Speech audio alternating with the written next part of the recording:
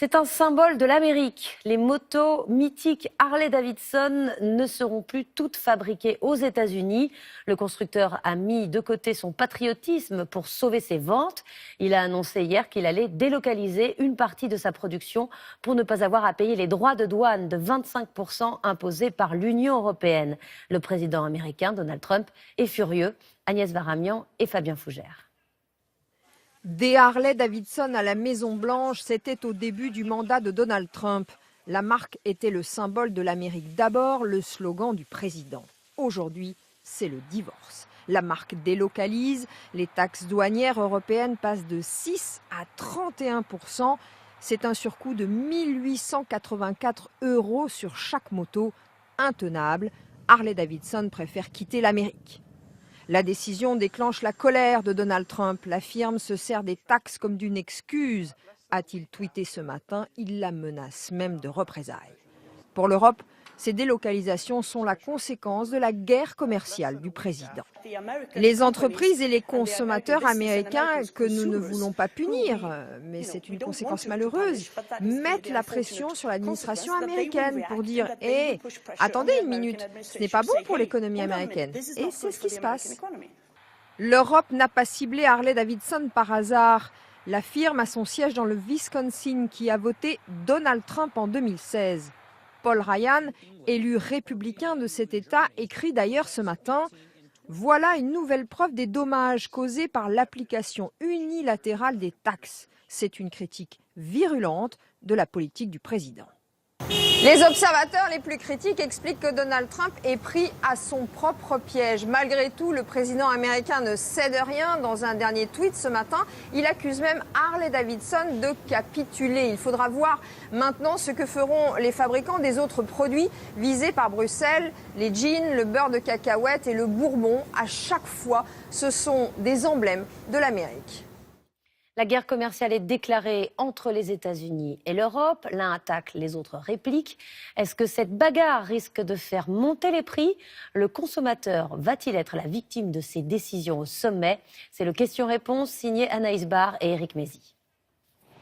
Donald Trump est entré en guerre commerciale avec l'Europe et avec la Chine. Des conflits qui impactent les échanges commerciaux au niveau mondial. Mais dans nos rayons, les prix vont-ils grimper ?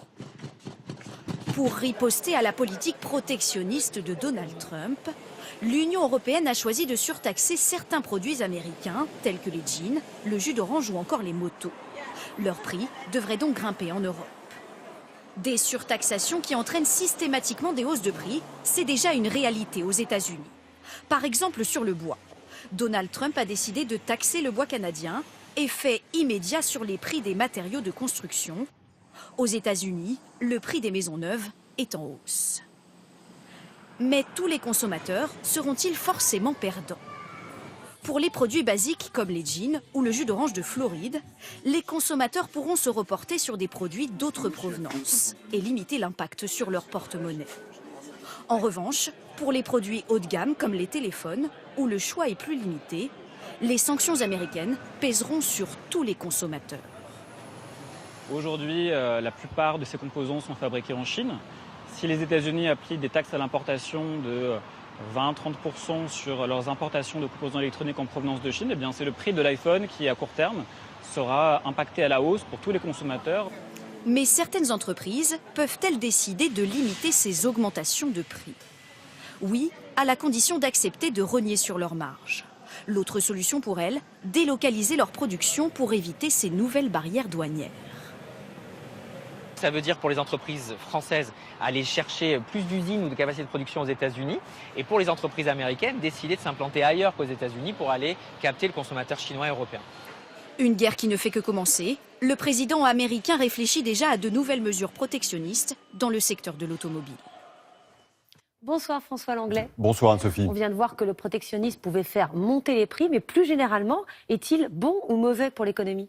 Il y a des pays qui sont très bien développés avec le protectionnisme. La Chine, l'Inde, le Japon et même la France, le Royaume-Uni et les États-Unis pendant les 30 Glorieuses. C'était il n'y a pas si longtemps. Comme bien souvent en économie, il n'y a pas de solution universelle. Avec le protectionnisme, on va plutôt favoriser les producteurs, c'est-à-dire les entreprises locales. Le risque est évidemment de trop les protéger, qu'elles s'endorment et qu'elles vendent trop cher aux consommateurs. Avec le libre-échange, au contraire, c'est le consommateur qui va être avantagé grâce au prix bas.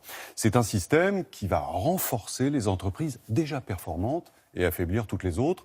De la même façon, il va favoriser les travailleurs très qualifiés qui vont profiter de la mondialisation, mais exposer à la concurrence internationale les autres, les moins qualifiés. Vous voyez que le libre-échange a aussi ses inconvénients. Alors, est-ce que ça veut dire que Trump n'a pas tout à fait tort ?